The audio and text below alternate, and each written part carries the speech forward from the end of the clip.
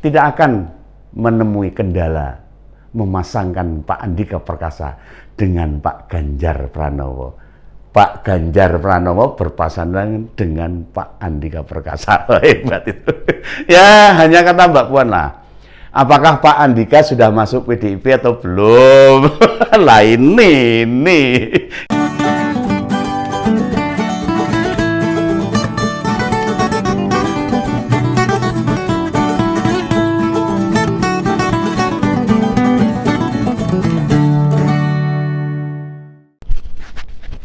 Halo, ketemu lagi dengan Om Begawan. Tetap semangat, salam rahayu, salam sejahtera, dan salam ngumpul. Tetap di Ngopini Politik. Wah, ini sebelumnya ini. Sebelumnya tidak pernah disebut. Oh, udah beberapa bulan itu tidak muncul nih namanya ini. Nah, tiba-tiba jelang akhir bulan Juni ini muncul nama Jenderal Purnawirawan Andika Perkasa. Wow, pada kaget lah ini. Yang disebut-sebut potensial menjadi bakal cawapres. Loh, apa penyebabnya? Rupanya Pak Andika sempat ziarah ke makam Bung Karno dan melakukan video call dengan Ketua Umum PDIP, Bu Megawati Soekarno Putri. Wah, lumayan ini. Lumayan berita bagus ini.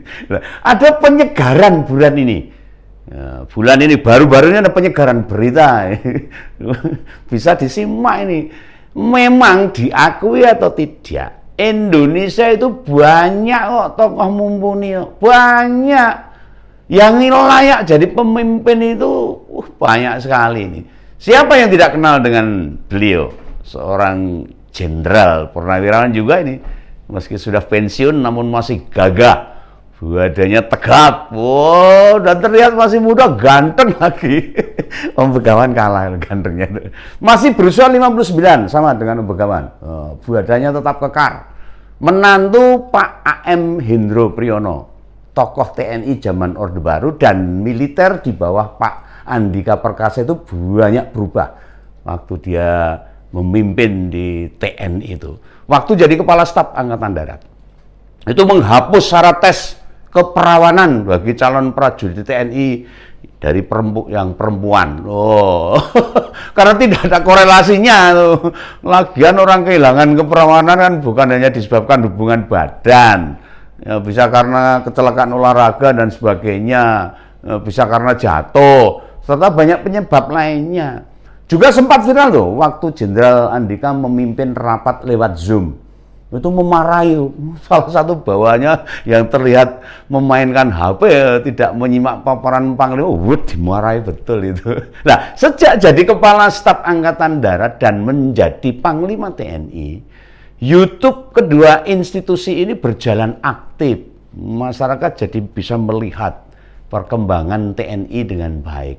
Banyak mengunggah kegiatan-kegiatan Kepala Staf Angkatan Darat maupun Panglima, termasuk juga mendampingi prajurit yang semula bernama Aprila Manganang mengganti jenis kelamin bernama Aprilo Manganang. Hubungan militer dengan negara lain juga berjalan baik waktu kepemimpinannya Pak Andika. Ini calon ini, calon pemimpin bagus ini.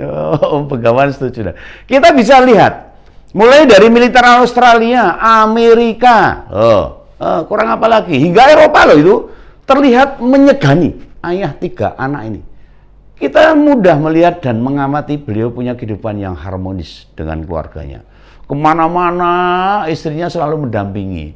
Yang sulit itu disamai, sulit disamai oleh jenderal-jenderal lain, yaitu pendidikannya. Oh, harmonis itu keluarganya Pak Andika Perkasa ini. Saya Om Begawan ini sukanya dengan badannya itu loh. Wah, pokoknya hebat itu loh. Nah, Pak Andika Perkasa ini meski tentara tapi tingkat pendidikannya tinggi. Meraih gelar PhD. Nah, PhD,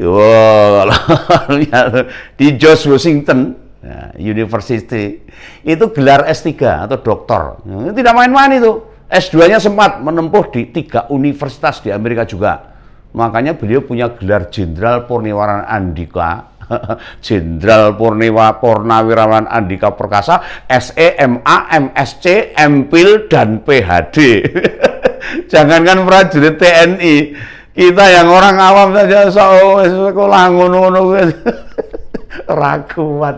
Artinya secara pendidikan karir dijalani dengan sukses oleh Pak Andika Perkasa ini. Beliau juga orang yang peduli pada orang lain. Dalam berbagai kegiatan di channelnya itu terbiasa komunikasi dengan masyarakat umum. Misalnya itu dengan tukang bangunan, guru sekolah, kuliah angkut juga itu, dan otomatis prajurit-prajurit yang mungkin tidak diperhatikan oleh beliau. Dia sangat dekat dengan bawahannya, sangat dicintai dengan bawahannya, dari kopral sampai jenderal.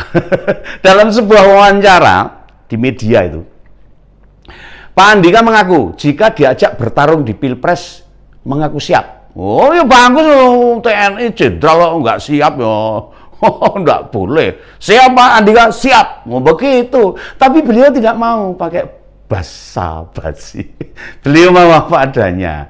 Misalnya karena cuma prajurit, kekayaannya ya tidak banyak, biasa-biasa, bukan orang kaya. Dan kalau harus jor-joran, Pak Andika bilang diajak terlibat apapun asal memberi manfaat bagi bangsa dan negara ya siap gitu loh. Ditambah kebugaran tubuhnya terjaga dengan baik sampai saat ini loh. Ini bisa membuat semakin percaya dirinya, termasuk masyarakat juga percaya dengan kondisi fisiknya Pak Andika Perkasa ini. Diakui atau tidak, sebagian masyarakat kita ini masih melihat loh pentingnya TNI jadi pemimpin bangsa ini. Makanya Pak Prabowo tidak pernah putus asa menjadi capres, meskipun sudah 4 kali ini loh. 1 kali wakil presiden, 2 kali presiden, masih mau 4 kali loh. Pak Wiranto juga pernah loh jadi capres itu. Jenderal Purnawiran Wiranto, jangan salah. Pernyataan Pak Andika ini penting untuk kita simak, kita pahami.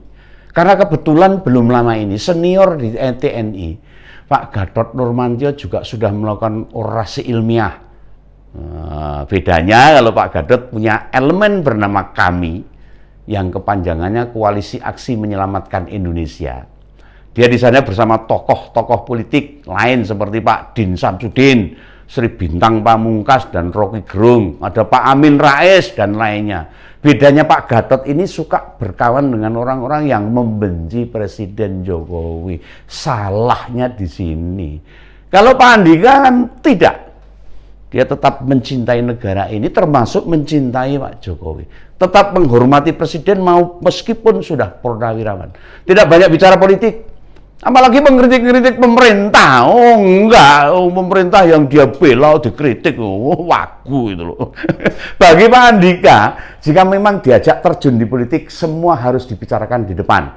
Orang ngomong dewe-dewe gitu, nanti yang burine budur-buduran, gak mau dia. Dia memahami kalau politik itu butuh logistik, butuh biaya, jerbasuki mau beo, butuh keseriusan, butuh energi besar, sehingga bila memang mau diajak, maunya semuanya harus tuntas di awal.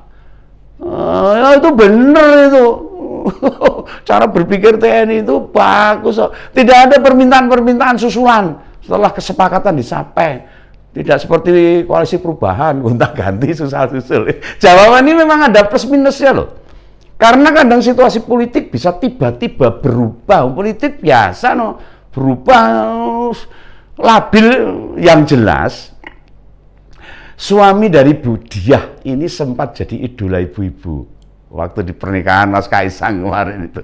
Ya karena tegap, ganteng gitu. Persiapan pengamanan acara dicek langsung sama Pak Andika. Waktu itu masih berdinas dia, bertugas, belum pensiun. Ya waktu itu masih menjabat Panglima TNI. Banyak yang minta foto bareng, selfie bareng gitu.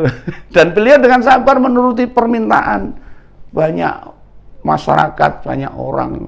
Love profil sekali lah Pak Andika Perkasa ini. Modal utama pria yang lahir di Bandung tersebut, yakni kejujuran serta ketegasannya, sekaligus patuh pada konstitusi. Ini penting ini.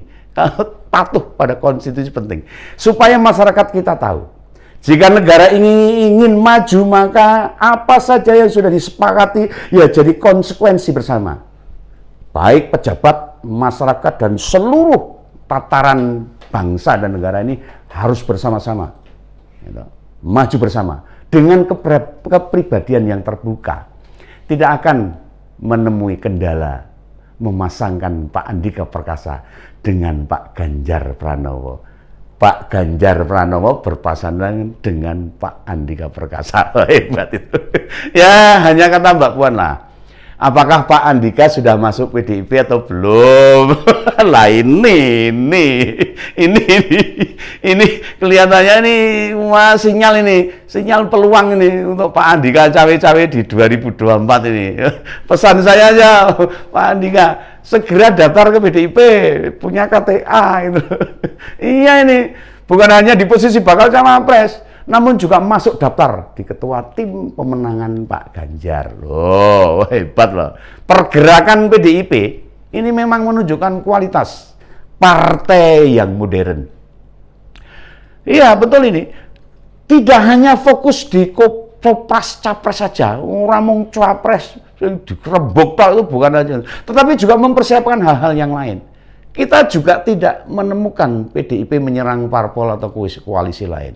Dia elegan, tapi tidak menganggap enteng atau remeh bakal capres yang lain. Ya, dia persiapkan betul. Bahkan sekelas Mas Ahaye saja juga ditemui oleh PDIP. Nah, sebenarnya bisa saja PDIP merendahkan yang lain. Oh, dia pemenang pemilu, tapi tidak.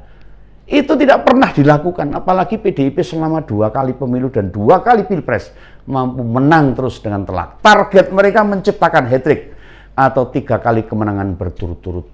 Makanya lebih fokus pada bagaimana menang dengan elegan.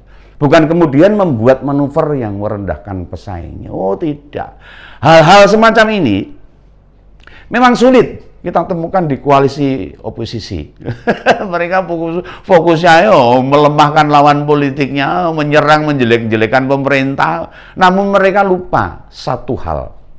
Membangun kekuatan mereka sendiri itu menjadi bayangan kemenangan PDIP di pemilu maupun di pilpres tahun depan. Lebih terlihat jelas bahwa PDIP akan menang hat-trick 3 kali. Oke lah, pesan saya masyarakat paham dan tahu bahwa Pak Ganjar moga-moga berpasangan dengan Pak Andika Perkasa. Salam Begawan, salam ngobrol, tetap di Ngopini Politik. Sampai jumpa.